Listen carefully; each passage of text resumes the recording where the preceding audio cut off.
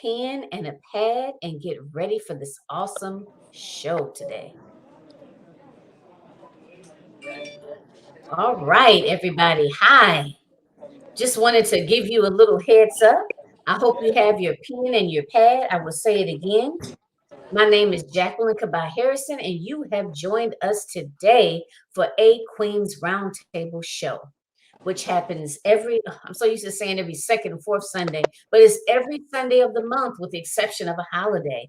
I come live, we stream live on Facebook as well as YouTube, and I bring on a different entrepreneur, or sometimes it's several entrepreneurs, and we talk openly and honestly about entrepreneurship, the ups and the downs, and end on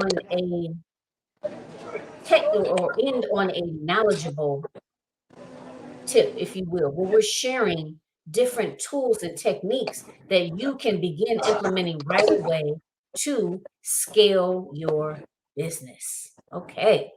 So again, let me say this. Please show us some love, like the video, share it out, tag a coach or a consultant, or tag a friend, tag somebody, share it out. Okay. And I'm going to be reminding you all of that a few times throughout the show.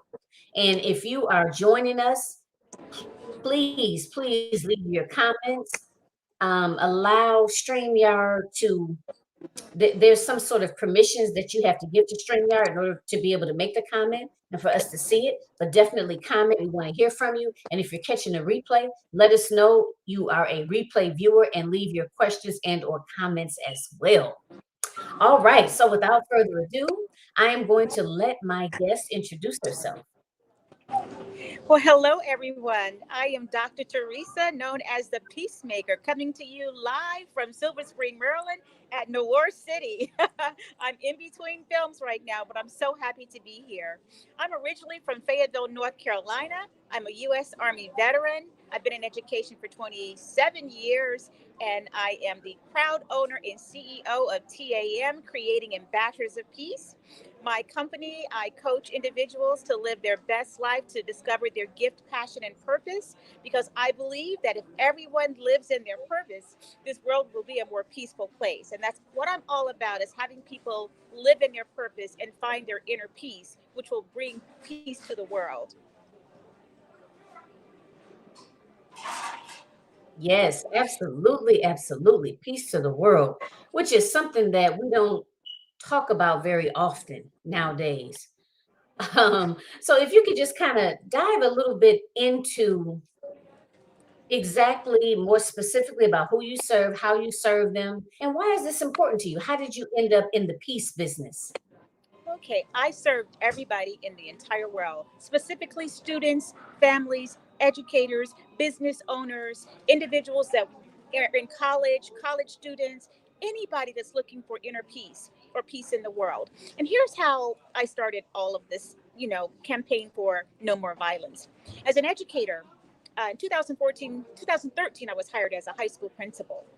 And the very first year as a high school principal, that December, I was meeting all of my students, and I met a student that I hadn't met yet, and I said, I got to find this young man. I have intuition. That's my gift.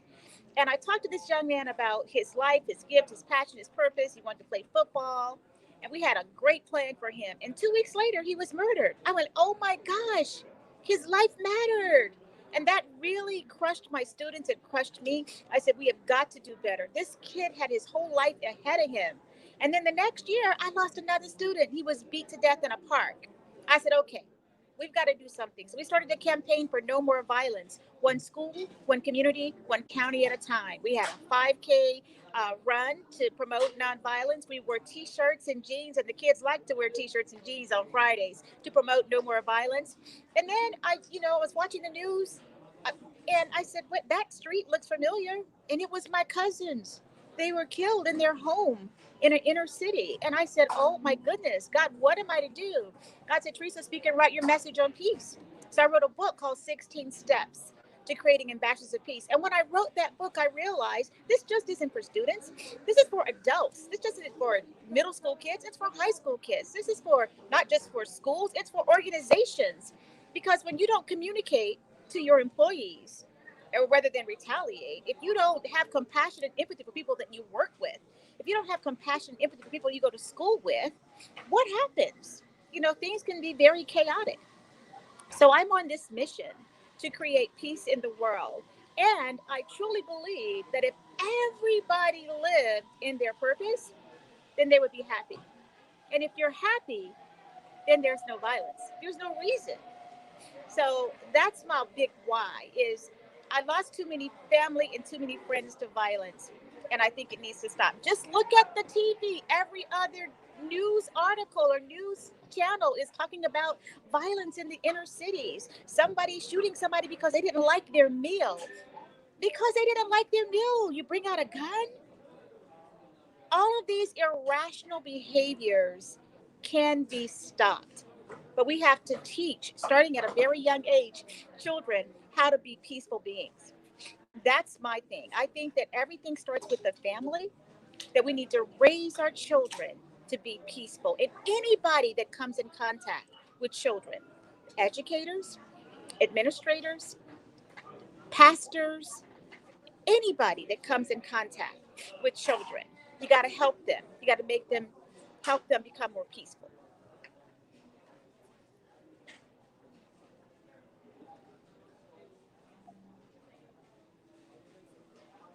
Yes, absolutely. I'm sitting here and I'm trying to, I don't want to like bust in and interrupt, shall I say, but I might Yeah. want to mention. So first, just tell us what you briefly mentioned it about your book. Tell us the name of your book. And I know I believe you said there were 16 steps, and I know you're not going to tell Yes. us all the steps. Y'all need to go get the Yes. book, but Yes. give us maybe one or two for people that are listening in, and they just kind of want to, Yes. hear a little more in depth. Yes. The name of the book is Creating Ambassadors of Peace, and it's 16 steps to become an ambassador of peace. Now, each chapter is a real story. It's my story. It's a story around that step.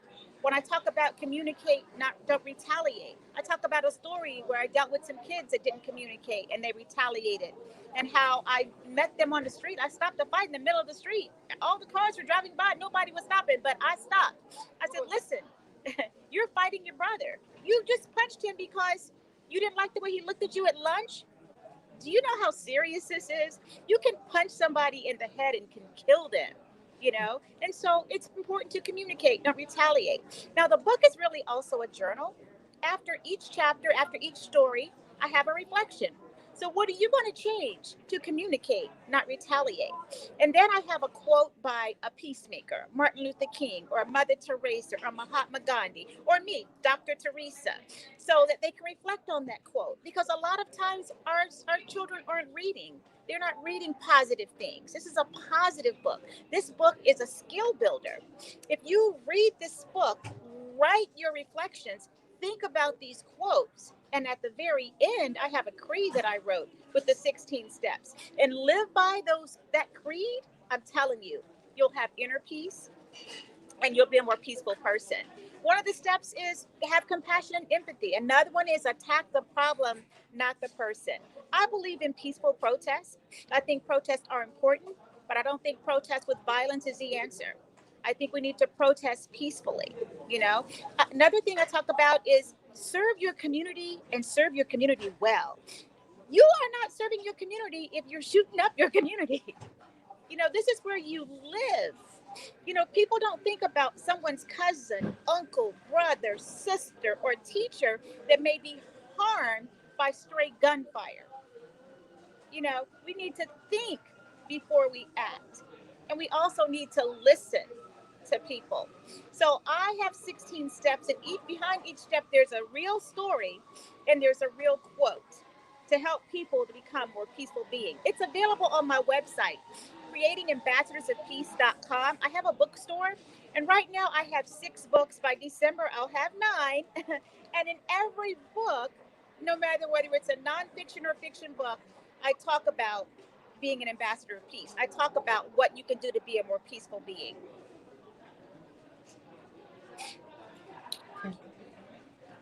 Okay. So I'm hearing about communication, and a big part of it, you know, is actually opening up those lines of communication and actually being a better communicator and being empathetic. And I'm paraphrasing, but being Yes. empathetic, being able to kind of put yourself in someone else's shoes. So, what does that look like on a day-to-day basis Well, for administrators in school? okay. So in school day to day, see, when we were in school, I know when I was in school, we didn't have social media. But in school today, since 9/11, kids can have their phones in school. So a lot of information that they receive, even the he said, she, it's by social media, it's by the telephone, you know? And a lot of times fights happen because it starts in the neighborhood and they trickle it into school. A lot of things don't happen or don't start at the schoolhouse. It starts in the community and it trickles into the school building.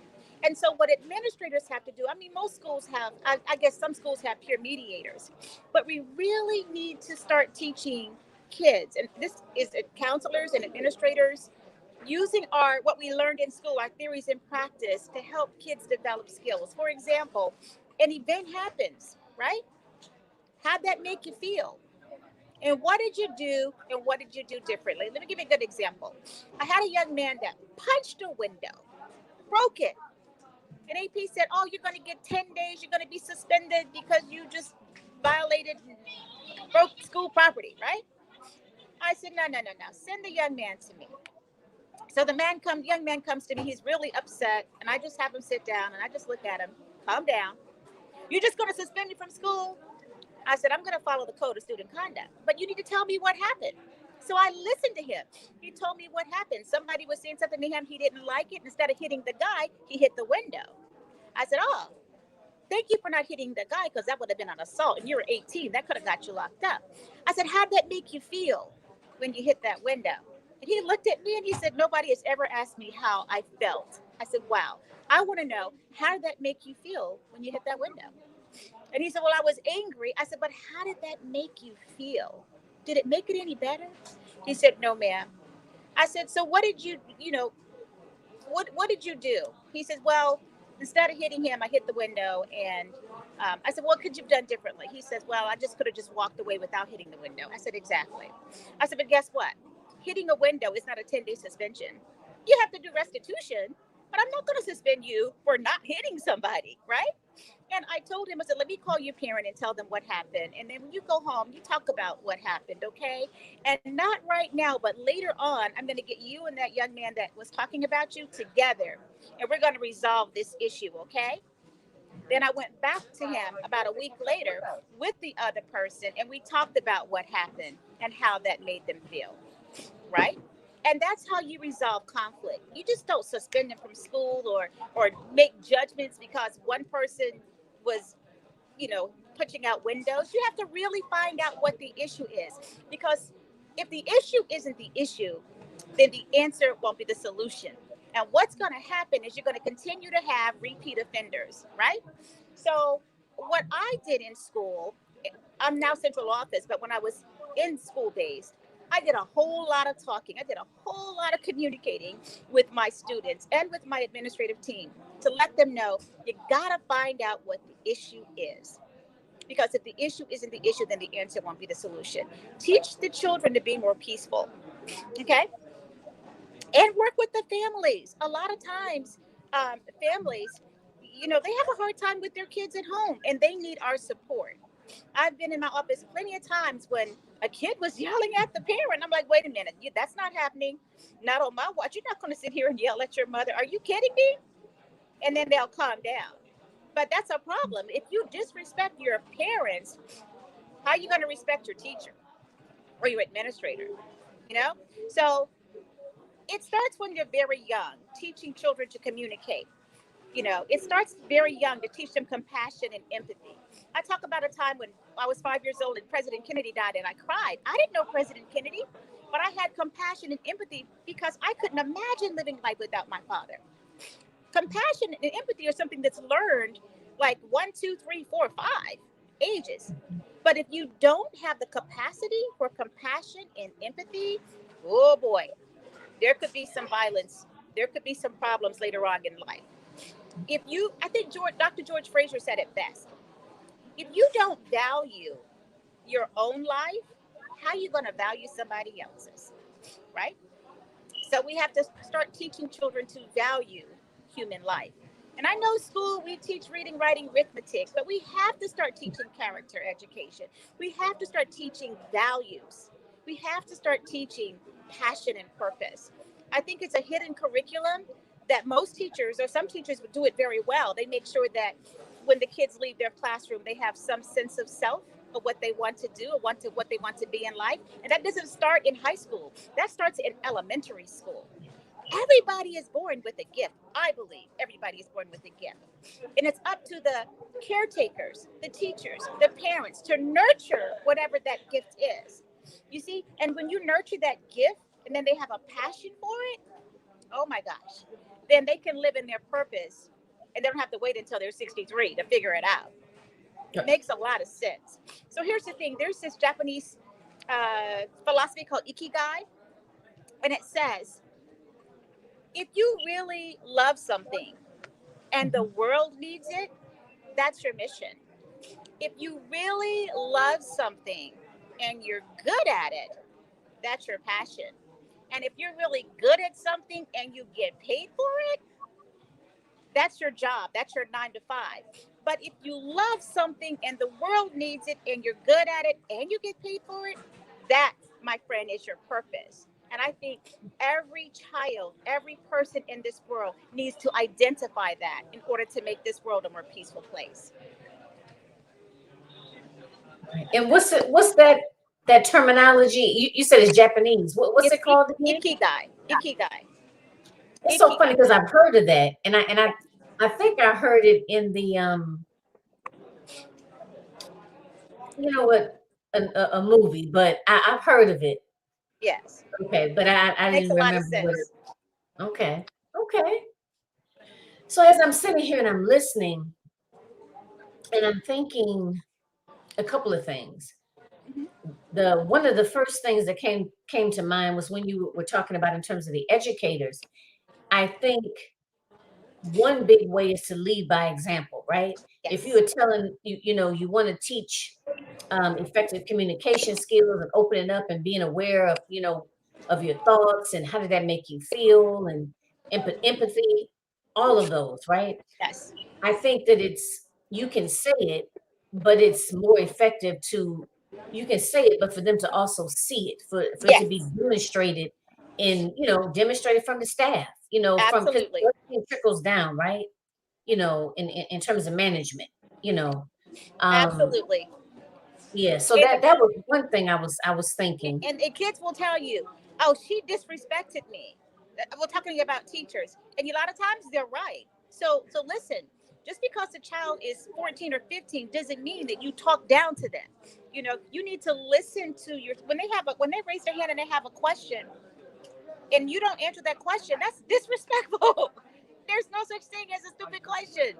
And so a lot of times kids would come to me like, I have my head, they never call on me. So there's so much that needs to happen in schools. And it all goes back to what you learned in college about having a classroom climate that is conducive to learning. It has to be warm and inviting. And you have to respect one another. In terms of leadership, I have horizontal leadership. I like to hear what everybody has to say. And sometimes there may need to be a decision that's made top down, but for the most part, I don't operate that way. I operate from horizontal leadership. I have to listen to the students. I have to listen to the teachers. I have to listen to the parents, and because I don't mean to or want to impose my values off on others, except for when it comes to peace and nonviolence. Oh, yes. Most definitely. I think this world needs to be a more peaceful place. If you think about the amount of serial killers or the number of serial killers, guess what? Over 99% are unattached children. You know what that means? That means when they were young or growing up, they weren't attached to their parent or their caretaker. Think about it. Ted Bundy. Think about it. Jeffrey Dahmer. Think about all the serial killers out there. They were unattached children. So we need to embrace and love. That's my quote. Life is but a short road to our ultimate destiny. Make peace, have compassion, and learn to love before you get there. Loving and forgiving are two fundamental things that we have to do in our society, in our nation, and in the world. So two things again. It's like two is the magic number. So that love, wouldn't you say that that love has to start with yourself? Like how you mentioned, like if you don't respect yourself, then it's hard for you to have respect for other people. Exactly. you know. And then I was thinking of that. And then the second piece was what has been your experience with educators? What are their thoughts around um these policies of being, making sure that they're communicating effectively and being respectful and so Well, forth. What has been your experience with that? yes, I have been truly blessed to work with some outstanding educators. And I can say that as a transformational leader, when you exhibit this kind of love, supporting energy, it kind of rubs off. You're always going to have 5% or less than that don't buy into your vision of peace and harmony. Also, and not saying this is everybody, but if you have children, a lot of educators, some educators don't have children. You know what I mean? But if you have children, and you send them to school and you expect your children to be respected by the administrators and adults, it's one thing. But if you don't have children and you can't see, the perspective of the parent or the administrator, sometimes that's a problem. You know what I'm saying?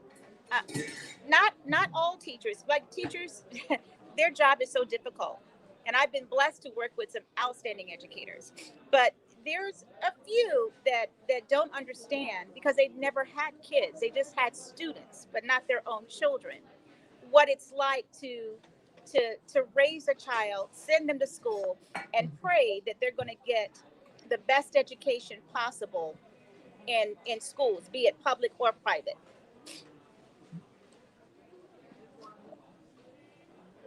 And safety. And safety. That's a big thing. When we send our kids to school, we want them to be safe. And in this day and age, it's almost scary because you don't know what's going to happen next. Since, I mean, we've been virtual for a while, but since we've been back, the amount of violence that has been in schools is uncanny. And not everything makes the evening news, you know? And so, once again, I think it's important for administrators and teachers and families and all the stakeholders to work together to make our communities and schools more peaceful. I agree. I so agree. Would you say that there's more violence since the pandemic with kids being at home and now, getting back used to going in person? I'm not sure what the statistic is on school violence, but I know in the nation, overall violence, I Mm, just recently read, was up 32% since 2016. So mm, something is definitely going on. okay.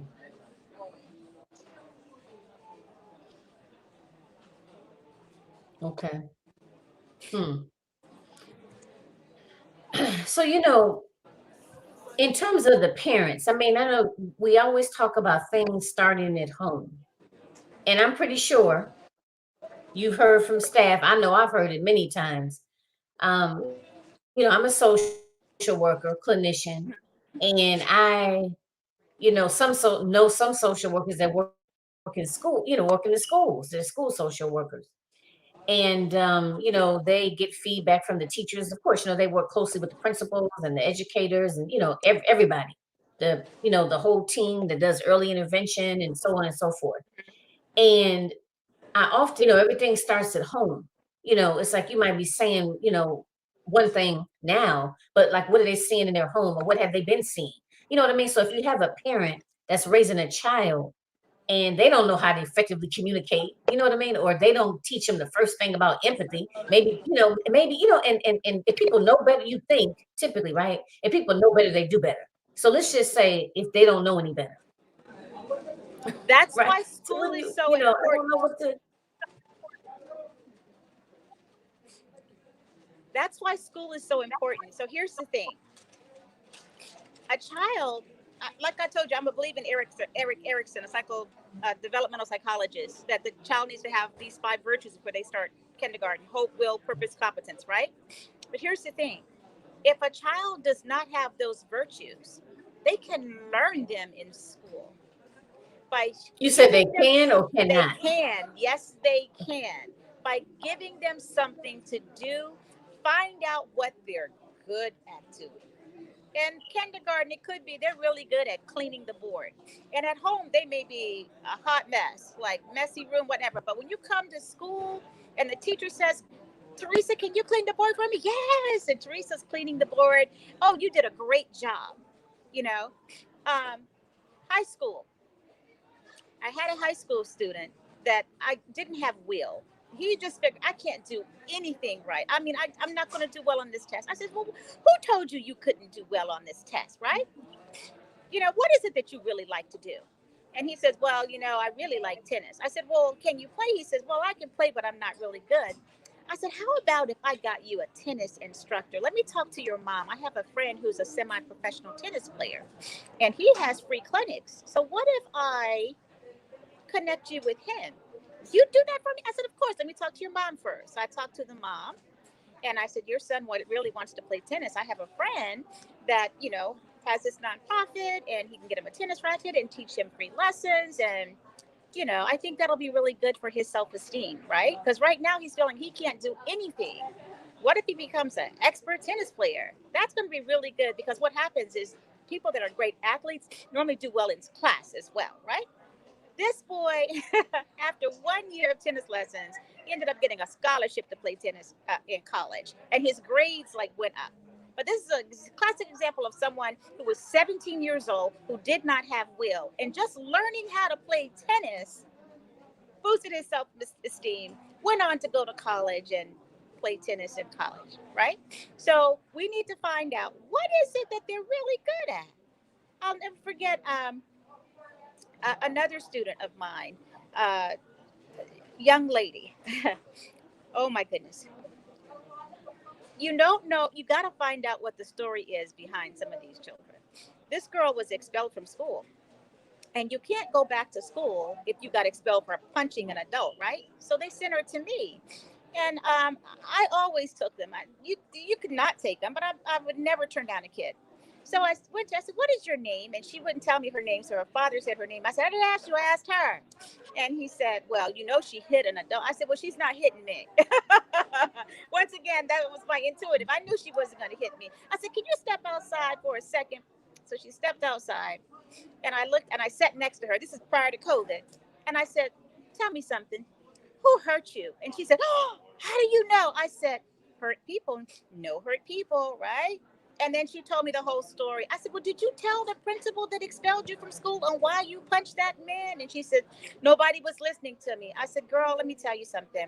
You're going to stay at this school. You're going to graduate. We're going to find out what your purpose is. And you're going to go into this world, and you're going to be brilliant.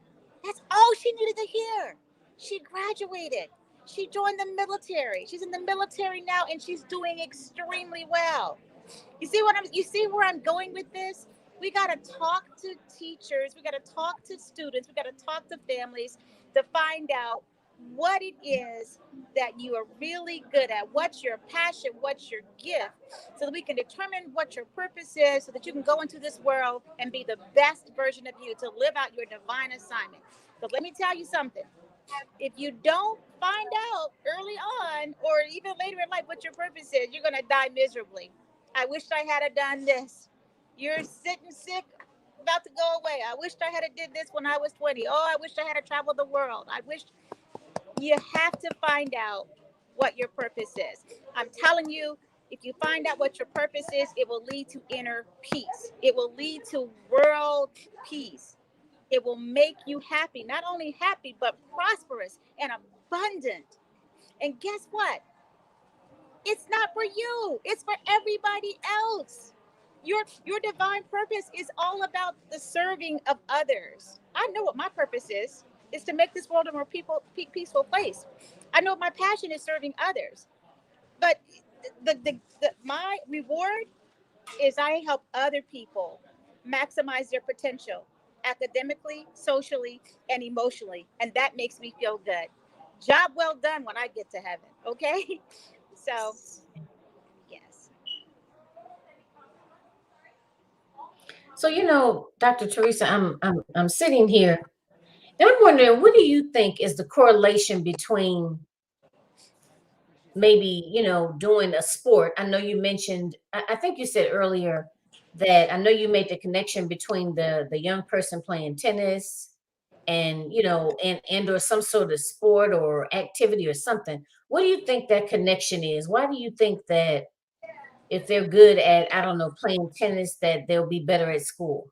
Okay, so in school, you have to remember, in order to play sports in school, you have to have a certain grade point average, right? And a lot of times, well, most of the time, actually, coaches have study halls for their students. Okay. If they don't have study halls, they still have to maintain a certain grade point average in order to play the sport. Okay. And when you're really good at something, that shows that you have the will to be the best of the best of the best. And when you have will, you can show competence. And when you show competence in something, that can lead you to other things, like living out your passion and your purpose. There, I think there's a direct correlation, not just sports, but anything that you're really good at, that you feel good about doing, will lead you to success. And academics, or the world of sports, or the world of music, everybody has a unique gift. Let me tell you something. My mother passed away in 2003. I was really upset about that, right? I couldn't work. I cried every day. I was just really upset. Someone said, I need to go see a movie with Steve Martin and Queen Latifah. And I forget the name of the movie, but I went to see that movie. And I laughed the entire time. But what happened is I healed. During that movie, I went back to work the next day. Steve Martin, his gift is to make people laugh. His passion might be making people laugh, but that's his divine assignment, to make people laugh. And he's used his gift to heal me. So it doesn't matter whether it's sports or comedy or whatever. Whatever your gift is, it's meant to serve others. And those comedians served me well because that healed me and I went back to work. Does that make sense? Yes, it does. I'm the self-confidence, self-esteem queen, if you will. And I think, which is, I think we're both kind of saying the same thing. Maybe we might just be using Uh-huh. different descriptors. Mhm. I think that when an individual does something well, right, it increases their self-confidence. It Yes. increases their confidence. And when you have an increased confidence, you you take in things better. You know what I mean? You're more receptive to learning. You feel, what, it's a mind, it has to do with the mind. If you feel Yes. like you can do it, you can do it. If you don't feel like you can't do it, you're not going to do it.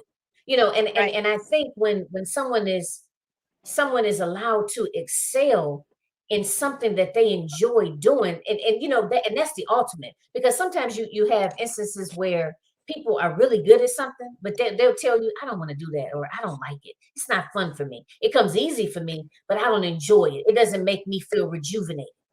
So if you get that combination of something that you're good at and that you love doing, like your zone of genius, that does wonders for a person's self-confidence. And when you have that Yes. self-confidence, you can do anything.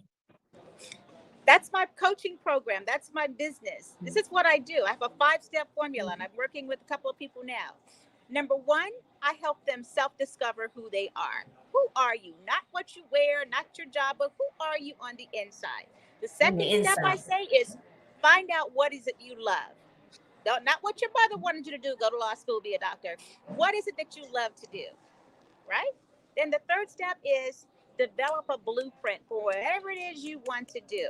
And that blueprint might be 10 pages long, but you have to have a plan in place. The next step is once you have that plan in place, you got to implement what you say you're going to do. You're going to monitor what you say you're going to do, and you're going to score it every week. Did I do 100% of my strategies this week or only 80%? If I fell below 80, then I have a problem. This comes from the 12-week year, a book that I read by Brian Moran. And the last step is networking. You have to network with like minds. You have to network with people. You know, it's important to be around people that support you and elevate you, not someone that says, "Oh no, you can't. Oh girl, you'll never be able to win that Oscar." No, no. Self-discovery. Know what you love. Develop a blueprint. Implement, monitor, and score, and network with people. Network with like minds. Network with people who will support you and build you up. Get a tribe. That's my business. That's what I do. And it's interesting. I'm good at this because of one of my gifts is my intuition.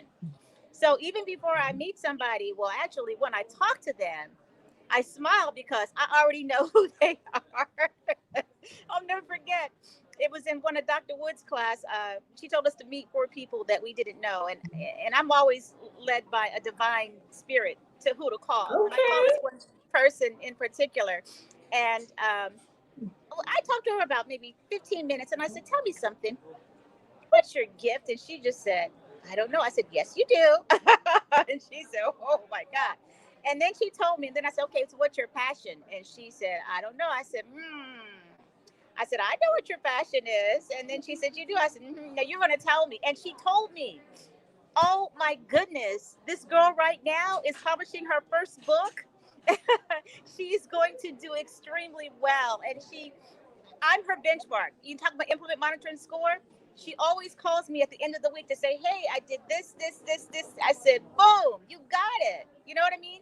And this was a strange person that I never met, but my intuition told me I know who she is. Also, I'm a world traveler. I've lived in Augsburg, Germany, Sinop, Turkey. I've traveled Italy. I mean, I've traveled all over the world. And everywhere I go, I talk to the people in the town. And what everybody really wants is just to be happy, to be loved, and to live in a peaceful world.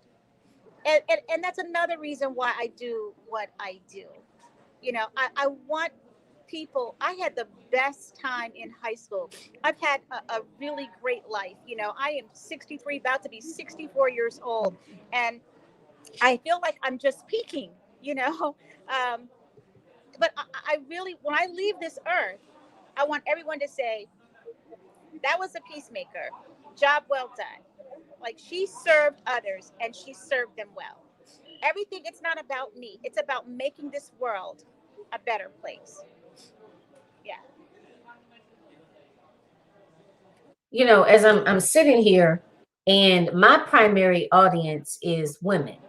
You know, and if I'm looking at dealing, you know, helping women increase their self-esteem, I know what I've experienced a lot. And I say women because even if that's not your, you know, those of you listening, even if that's not your particular target area, Yeah. the reason I say women is because what I find is oftentimes once a woman is married, Yeah. you know, once she has children, there is a shift, you know, if you will, to putting everybody else's needs before yours. So, Yes. saying all that to say, you sit down with them and you ask questions like, you know, well, you know, who are you? You know, I find you get a lot of, you know, well, I have a master's degree and such, and you know, I'm married to this person, and you know, I have such and such a position. I'm a deacon in the church, whatever. You know what I mean? It's like, no, okay, no, but I want to know who, you know, who are you? I want to know what do you do? And then if you take it a step further and you say, well, what do you enjoy doing, or what are you passionate about? Exactly. Oftentimes they literally if they'll say, "Ooh, I don't Yeah. know. Yeah. Let me get back to you on that." I don't, you know what I mean? So I'm wondering, I know I see that a lot. So I guess I want to Yes. know, you know, from you, do you experience that as well?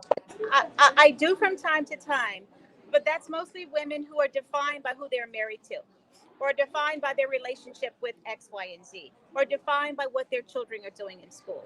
And those people are the people that are my clients. Like, okay, So who are you? What is it that you're here to do? What's your divine assignment? See, I may not know, I can bring it out of you, right?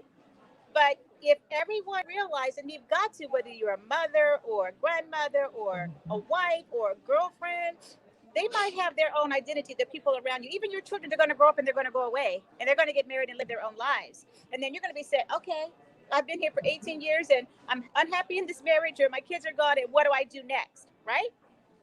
That's my target audience. That's my target audience. Like, you need to self discover who you are, what you love, what your gift is, and what you can do to serve the world, right? So that's exactly my target audience. Those are the people that I serve. Yeah. Someone's and, lost and to somebody else. and you know what? And if you think about it, and this is what we have in common, it's the same. Those are the individuals that I serve as well. Yeah. Either they, maybe their children have gone off to college. Yes. They don't, they don't need them, so to speak. I hear, I don't have any adult children. Mine is 10, but I hear parents all the time say, listen, just because they in their 20s, they still calling me every day, want this, want that. That's another story. But they're away from home, they moved out, they got their own families, you know, and maybe if they're retired, you know, this kind of like, oh, okay, I'm getting back to me now. I'm really realizing what it is that I want to do or what I feel passionate about. So I think that happens for like a multitude of reasons. Like I said, children, empty nesters, if you will. Maybe sometimes people have gotten a divorce after many years of being Mrs. So and so. Yep. Or sometimes people are in a career and they just don't feel fulfilled. They're like, what am I doing? Like when I first started out in, I don't know, I loved it. Now I'm like, oh, I don't want to do this anymore. I got to re-examine things. So, yep. Jackie, that was actually me. I'm sitting here thinking, I'm an award-winning educator. I've won like 4 major awards in education, worked in education 27 years. But around 23, 24, I'm like, I'm successful. I mean, listen, I've got a story. I was homeless for 3 days and rode a city bus all day in 1981, right? I mean, that's a whole other side of the story. I've been a victim of violence myself, not once, not twice, but 5 times. After that fifth time, nobody can, don't even try it, okay? Because I can defend myself now. But listen, I'm like, I'm successful, but I'm not fulfilled. And then I went to a class, Dr. Tashika L. Green. The day is her birthday. Happy birthday, Tashika. And in that class, she said, there are 2 days that are very important: the day you were born and the day you find out why. And as I was writing my notes and I was talking about writing about my gift, what is your gift? I realized early on that my gift is my voice. And I sing, by the way, but I knew early on, even when I was 2, that my gift was my voice, right? And my gift also is my intuition. My passion, what do I really like to do? I like to help people. I am Mother Teresa, literally. I like to serve people. And what is my purpose? I thought about it.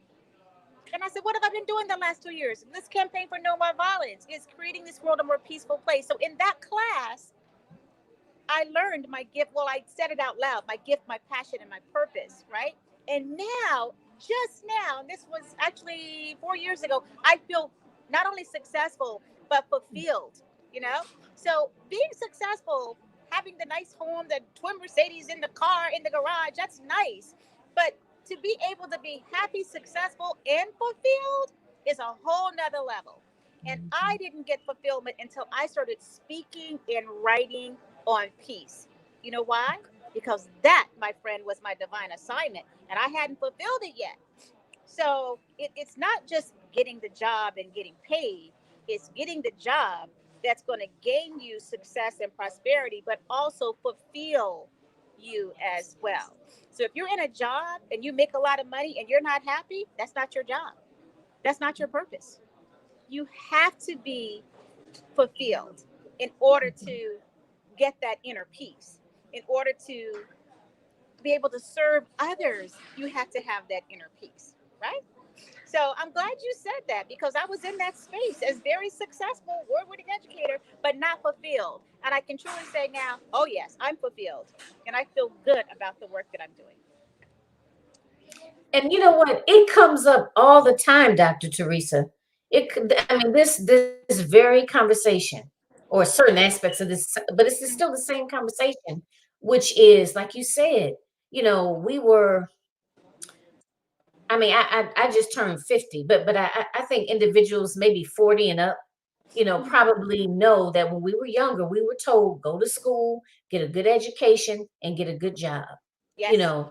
Long as you can, put your kids through college, pay your mortgage, pay your lights, your gas, and stuff like that. Put your clothes on your back, your kids' back, buy food. We're good. Yeah. But like you said, people work their lives in a career or just working, because I know, Right. like, I'm born and raised here in Michigan, and in the Midwest. Well, not anymore, but it used to be like going into the factories, Chrysler, Ford, GM, and that's what people did. That's not passion. That's a Exactly. job. Yeah. You know what I mean? That's a Yeah. that's a job, but it paid the rent. Right. Put kids through college. Right. Kids my age through college. So now people are stopping and saying, wow, and it takes and that's why I like to have these conversations because it takes courage to say, you know what, I'm not fulfilled, Right. and I'm not too old, because I know a lot of people get stuck on that. Well, I'm too old for that. I need to just go somewhere and sit down, go somewhere and knit a sweater and smile quietly in a corner somewhere. You know what I mean? Or allowing other people to tell us what Right. makes us happy.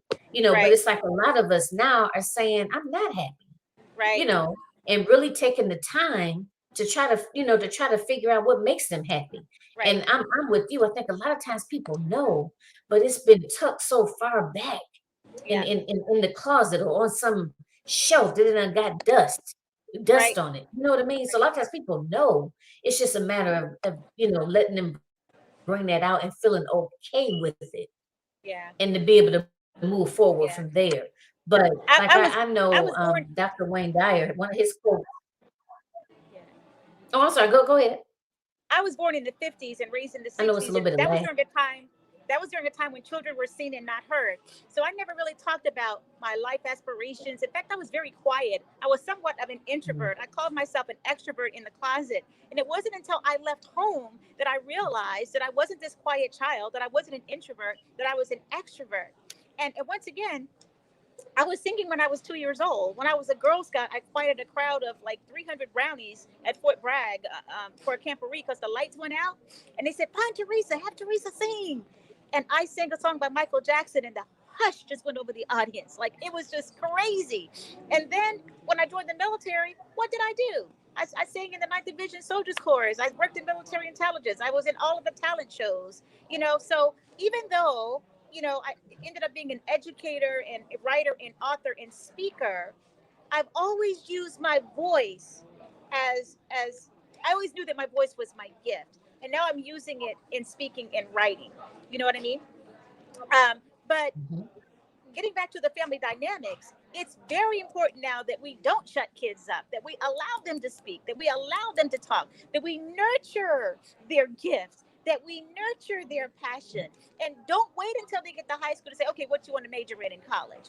You know, or what kind of business do you want? No, that needs to start early. It needs to start when they were born. I'm telling you, Serena Williams has her little baby on the court now with a tennis racket. The little guy Tua, his grandfather gave him a football, I think, when he was 2 years old. He's now the quarterback for Miami Dolphins. We have to nurture our children's gift early on. Quinn Cook, who now plays for Portland, his father put a basketball in his hand when he was yay high. Now he's won 2 championships. You see what I'm saying? So we can do so much, not just the families, but teachers and educators to build the capacity of our students, of our children. And in the process, Yeah. mold peaceful beings.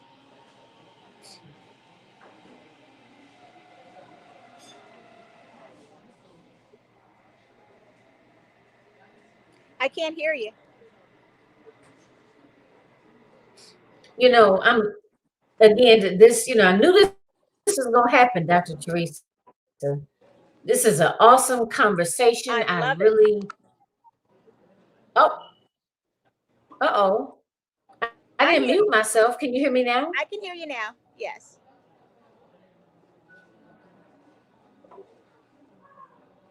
You can't hear me at I all? can hear Am you. I Can you sticky? hear me? I can hear you. Can you hear me? Yes. Oh, okay, okay. Okay, good, good. Scared me for a minute there. I'm like, I'm just talking. I'm like, I'm not on mute. So we have about 5 minutes. So I was Yes. saying, I got a little carried away. I knew this is gonna happen. This is gonna be okay, good. So we have about 5 minutes. Okay, I'll tell you what I'm doing next. I have another podcast on And Thursday. I Can you hear want to me? know, I'm gonna give you the floor. What do you want to end on? What do you want to leave the audience with? I want to tell them what I'm up to next. Okay. So I have another podcast on Thursday with Tiffany. If you follow me on social media at Dr. Theresa A. Moseley, you'll be able to see that podcast. On Saturday, the 23rd, I think it is, I'm being honored for the Women of Virtue Walking in Excellence Award. You can register for that. Go to my website, creatingambassadorsofpeace.com, and it has Yep. all of the links to my social media platforms and all of my upcoming events. I'm in SpeakerCon. My speech is November the 5th at 3 o'clock, but I encourage you to watch the entire SpeakerCon show. I have some outstanding peers that are speaking. Um, I'm going to be speaking in Paris next year, March 8th, 9th, on creating ambassadors of peace and transformational leadership. Next January, I'm going to complete my own anthology, Passion, Purpose, Peace, Stories of Trials and Tribulations. I'm looking forward to that. I have a book launch, I Am She, on October the 30th. And we also have a book launch for Unleash Your Undeniable Impact at 8 p.m. on November the 5th. And I have another podcast with Dr. Essie. Once again, follow me on social media and you'll be able to see that as well. So as you can see, I'm pretty busy. I have a lot going on, but I always leave with my personal quote, and that is life is but a short road to our ultimate destiny. Make peace, have compassion, and learn to love before you get there. Peace and blessings to everyone. And Jackie, thank you so much for this opportunity. I would love to come back for a part B. I have so much going on, and I just applaud you for the work that you're doing because we have the same clients too.